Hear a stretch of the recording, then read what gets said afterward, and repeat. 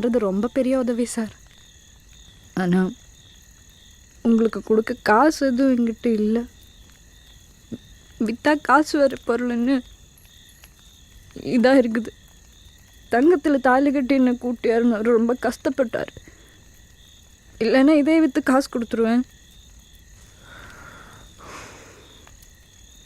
பிறக்கும்போதே நான் வக்கீலாக பிறக்கல, மனுஷனாக தான் பிறந்தேன்.